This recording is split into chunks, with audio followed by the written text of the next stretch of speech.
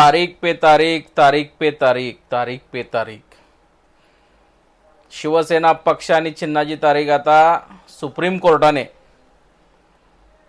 4 ऑगस्टची दिलेली आहे. 4 वर्ष झाले तारीख पे तारीख, तारीख पे तारीख हा सिलसिला चालू आहे. 4 वर्ष जर शिवसेना पक्षाच्या चिन्हाविषयी आणि नावाविषयी जर असं सुप्रीम कोर्ट घालवत असतील तर सामान्य माणसाचे जे काय गुन्हे दाखल झालेले आहेत या महाराष्ट्रामध्ये आणि देशामध्ये लाखो करोडो, त्यांना न्याय कधी दिला जाईल? 20-20 वर्ष 30-30 वर्ष पेंडिंग असलेले केसेस अजूनही त्याच्या तारखा चालू आहेत. जर न्याय व्यवस्था जर अशी असेल तर या देशातील सामान्य जनता त्यांनी न्याय कोणासमोर मागावं?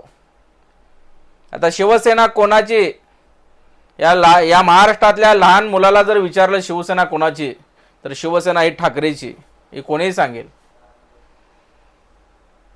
ज्या हिंदुहृदय सम्राट माननीय बाळासाहेब ठाकरेंनी स्वतःच्या हाताने धनुष्यबाण हे चिन्ह कोरलं, प्रबोधनकार ठाकरे यांनी शिवसेना हे नाव या पक्षाला दिलं, तो पक्ष ठाकरेंचा पक्ष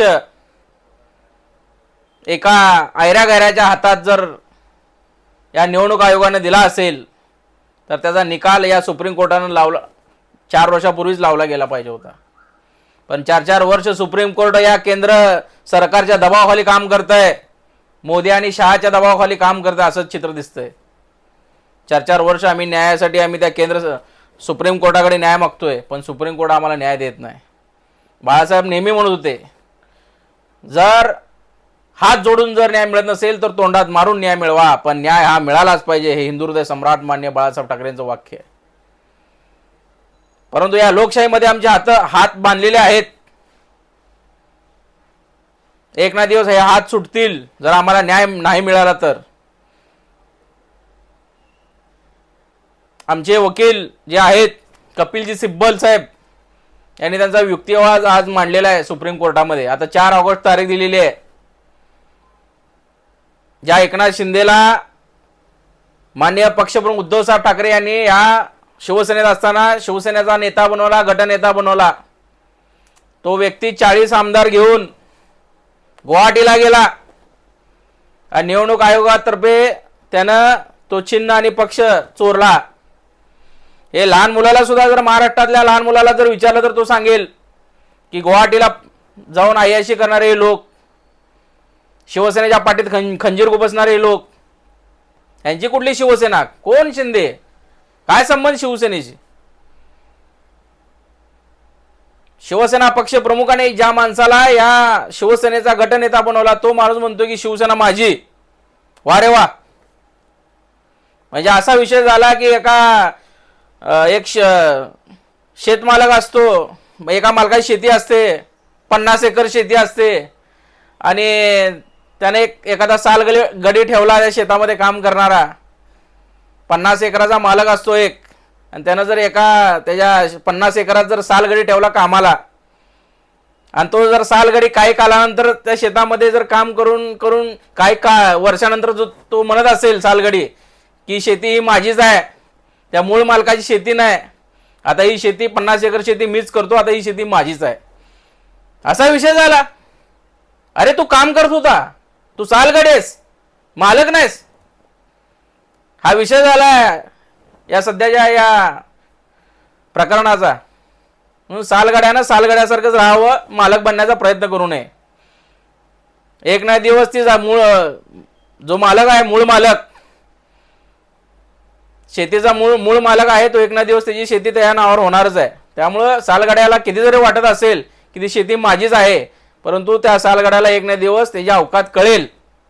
तसा विषय या शिंदेचा आलेला आहे.